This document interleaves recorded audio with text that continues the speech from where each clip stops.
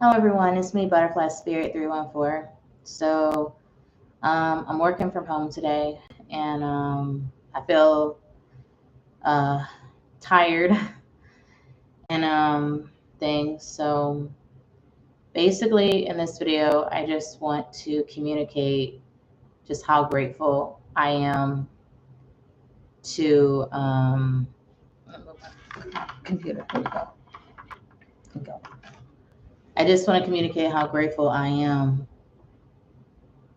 to um, to the people that helped me to get unstuck in the snow. So basically, work told me that, my job told me that I could work from home today if I didn't feel comfortable driving through the snow.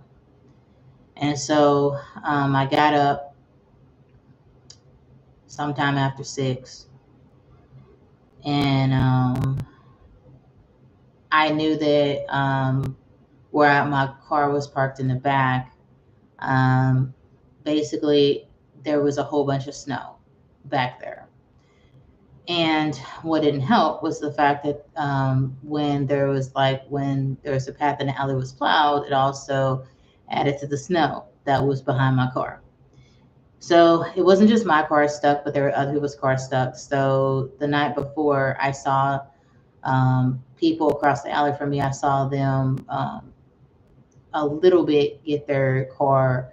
They were working on trying to get their SUV. They had like a Yukon, um, a GMC Yukon. They were trying to get it out from the alley or whatever, because they park in the back as well across the alley. So I was trying to pay attention to them, but then I was also trying to clean up around the house and stuff because I saw another mouse. So basically, I was trying to get some things together and stuff. As I kind of peeked back at last night to see if they had any success of getting out. Um, they did have some success of getting out. They had to shovel their way out. And of course, there's a couple of guys across the alley, so men have the strength, to get out of, that continued strength or whatever to like shovel and stuff like that. So they did use salt to get out too, as well. So for me, I've been working on trying to get out from the alley myself, starting on Sunday, and I thought I was never going to get out, but this morning I managed to get out. Last night I was able to defrost my windows because there was ice on them, like several layers of ice on them. So I used Scotty Kilmer's tip to use your defroster to help you with melting the ice, because when I tried to use like an ice scraper, on my windshield, that wasn't going to cut it, and I didn't want to run the risk of cracking my windshield or anything like that by trying to scratch the ice.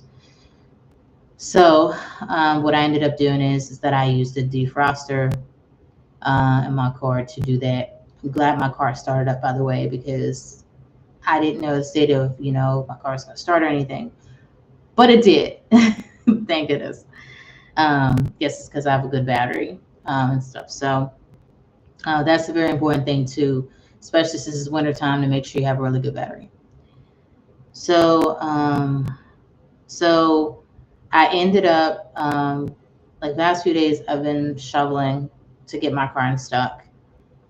And I was outside, sometimes for like an hour and a half or more trying to shovel to get my car out.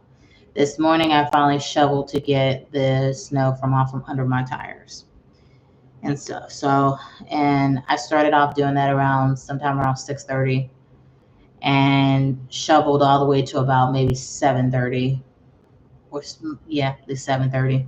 So I was out there for an hour, and it's like super cold out there. But luckily, I bundled up and stuff like that. Made sure I wore a scarf, a hat, tights, jeans, and made sure I was bundled up really nice and warm. Had on my coat, had on a hat. You know what I mean? I was out there, you know, going hard at like getting myself unstuck, you know, because I realized it's not safe if my car is like stuck back there. That's not safe for me to be like that, you know. So, um, so this morning I finally managed to dig myself out, and something kept telling me to drive up the alley. Don't drive down the alley. And I was like, well, why would I drive down the alley? Because if I drive down the alley, it looks like it's a better path to drive down. Because if I go down, gravity will carry me down, right? And so it just seemed easier. But I kept, hearing this small voice tell me, no, drive up the alley. And I looked up the alley. I even walked up the alley this morning. I was like, well, but there's ice up here. There's snow. Why would I go up the alley? That, what sense does that make? You know? And so, the small voice just kept telling me, drive up the alley, drive up the alley. So I ended up basically driving, getting myself up the alley. Now I got myself up the alley. Luckily, I had a shovel um, that I had from my mom or whatever, and I treasure that shovel. Um, and there was times where I had to use that shovel to shovel because my car went over several, like piles of snow and got stuck. So I had to get out there and shovel, and shovel to get that snow off from under the tires and stuff. Now I was really scared going up the alley because there's ice up there, snow up there. I was so scared. I was freaked out. I'm like, how in the world am I going to do this? But I got up there, even though I had to shovel, to get that snow off from under them tires. As I was coming up there, I did it, and I made it up there. So I got to the top of the alley, but then my car got stuck, and so I had to try to get my car. I got out again, got that shovel, a mom shovel, start shoveling and getting that to try to see what was stopping my tires from going, and it was the snow that was stopping them. So I was like, all right, let me get this shovel, let me shovel the snow, get this going. Now, I will tell you guys, in the past, I would not have been able to get out there and shovel like that. When I was a kid, I did not like my hands getting cold with like where it feels like it's so cold that the blood running through like my veins and stuff in my hands hurt. I didn't like that. But you know what? I can tell I've gotten stronger. I've gotten stronger by being in ballet, but not just ballet because I haven't been doing it as much. But I've gotten stronger from pole dancing. With the the working out that we do, the warm ups we do, and the conditioning we're doing, that helped me out there because as I'm shoveling that snow and stuff like that, shoveling piles of snow, it is heavy, you know, and I'm definitely working like my whole body trying to shovel that snow. There's big piles of snow packed together and everything. So we're talking about maybe 12 inches of snow, okay, or more than hell, at least more than a foot of snow. All right. So, but let's go with like 12, 14 inches of snow back there. And I'm out there shoveling, going hard at it. When I had to take a breather and stop, I stopped. But I was just like, boy, like a machine, like I'm gonna get myself unstuck, you know. So luckily I got to the top of the hill, and I was able to go down the side street a little ways, and then I got to the top of my street. My plan was to park on the front. So when I got to the front, I saw that there were some neighbors of mine across the street, and they were trying to get their car unstuck. And so what I ended up doing is I ended up seeing them trying to get their car unstuck, but my car was stuck at the top. So I saw them, as I was watching them. I didn't want to take a chance of trying to drive down the street, and I saw they was working as a team. So first it was the couple across the street They was trying to get unstuck. Then the guy across the street, he went down the street to the girl that lived down the street and stuff, and she came out to help them, and they was shoveling to try to get basically to try to get unstuck. The one of the cars unstuck. So I was watching them. I didn't want to take a chance to drive it down there because with the snow, there's ice under there and all that stuff. So I didn't want to take the chance to run into them, because so I kind of waited.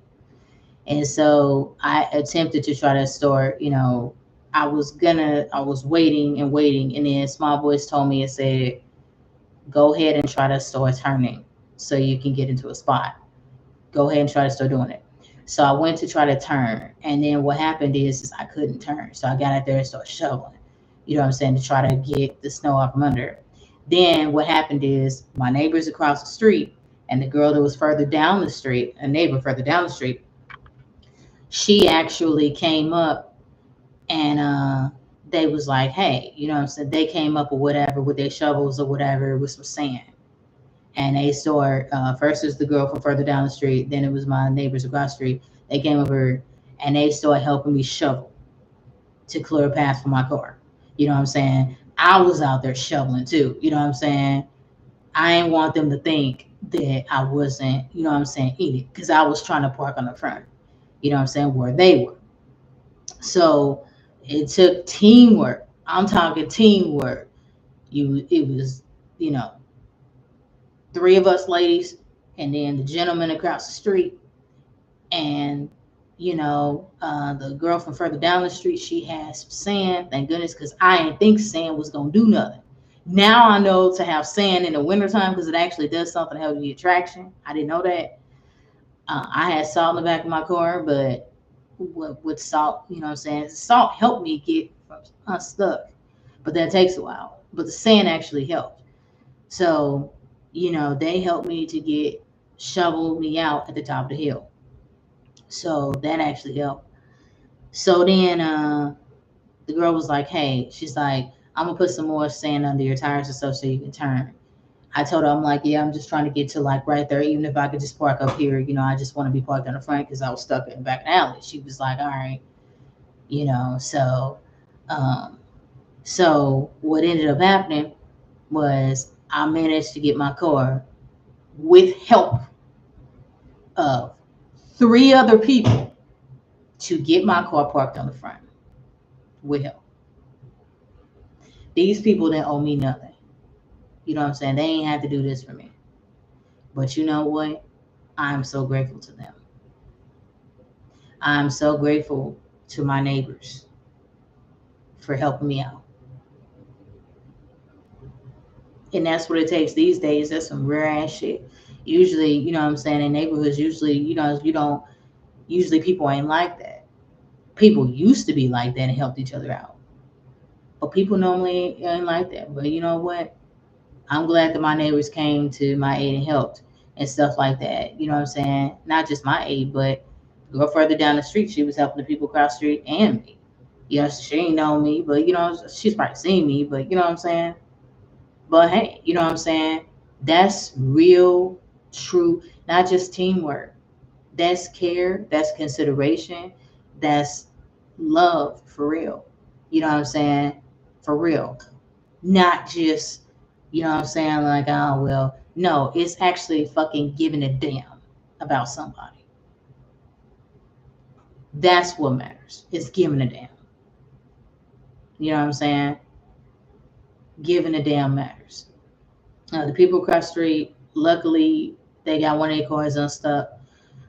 So one of them was able to go to work. I don't know if the other one's able to, but you know what? Hey, we all was out there backbreaking work, getting that doggone snow, trying to clear that path. But I appreciate it. I just wanted to share that with you guys, because now my car is parked on the front. I'm worried about my car being parked on the front, but you know what? Hey, at least I'm in the front where everybody else can see me.